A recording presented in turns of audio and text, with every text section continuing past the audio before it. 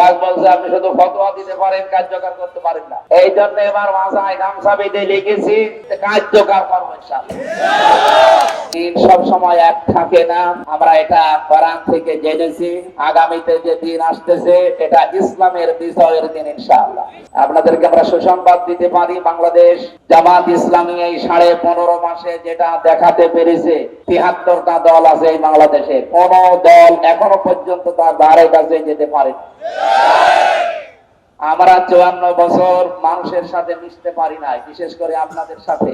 আমি কুষ্টিয়ার মানুষ, আপনাদের মানুষ, কিন্তু আমি কুষ্টিয়াতে ভালোভাবে থাকতে পারি না। 12 মাসের আমার মনে হয় 8-10 মাস থাকা লাগে আমার রাস্তায়। কুষ্টিয়াতে ঢোকার আগে, গ্রামের বাড়ি যাওয়ার আগে প্রশাসন যে হাজির, কুষ্টিয়ার বাড়িতে আসার আগে প্রশাসন যে হাজির। কিন্তু এই 15 মাসে আল্লাহ দিন পাল্টিয়ে দিয়েছে। এখন আর প্রশাসন বাড়িতে হাজির হয় না, পাহারা দেওয়ার জন্য যায়। আলহামদুলিল্লাহ। আমরা যেমন পরিবেশ পেয়েছি, আমরা এই দেশের মানুষকে এই পরিবেশ আবার উপহার দিতে চাই। আপনারা এই পরিবেশ চান না?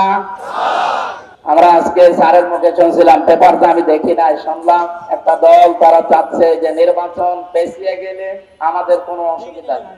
আপনি এতদিন পর্যন্ত এই যে সেক্রেটারি সাহেব বলছিলেন যে আপনারা যে ধোয়া তুললেন, জিকির করলেন যে আমরা অন্তত 15 মাস আগেই নির্বাচন চাই।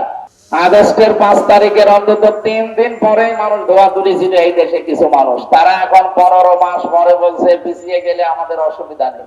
আমরা টের পেয়েছি আপনারা কেন এটা বলতে চাচ্ছেন। গত 3 দিন 4 দিন আগে একটা রিপোর্ট পেয়েছি আমরা, আমেরিকার গুরুত্বপূর্ণ একটা রিপোর্ট দিয়েছে তারা। বাংলাদেশ জামাত ইসলামী এবং যারা বড় দল বলে চিল্লায় তাদের চাইতে মাত্র 4% ভোট কম আছে। তারা খ্রিস্টান, তারা জীবনও আমাদের পক্ষে কথা বলবেন। আপনারা জানেন যে তারা যে রিপোর্ট দিয়েছে যে 4% ভোট কম আছে, এটা শুধু জামাত ইসলামী।